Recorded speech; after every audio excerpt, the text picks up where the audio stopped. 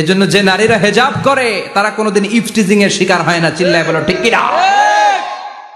হেজাব যারা করে তারা বিপদে পড়ে না, কারণ হেজাব পরলে এক একটা নারীকে জান্নাতের হুর পরীর মতো লাগে। ঠিক কিনা? সম্মানে মাথাটা নিচু হয়ে আসে, তাকাতে গেলেও ভয় লাগে। আল্লাহু আকবার! কি সম্মান আল্লাহ দিলেন!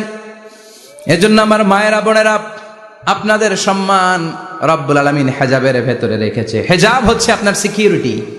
হেজাব কি? এটা আল্লাহর দেয়া আপনার জন্য সিকিউরিটি। আপনি আপনার সিকিউরিটিকে নষ্ট করতে পারবেন? এজন্য ইসলাম বলে, খবরদার, নারী যদি কোনো দূরের জায়গায় সফর করে, দূরের রাস্তায় সফর করে, নারী যেই তো সম্মানিত, একা একা কোনো নারী যেতে পারবে না। সিকিউরিটির দরকার আছে না নাই? বডিগার্ডের দরকার আছে না নাই?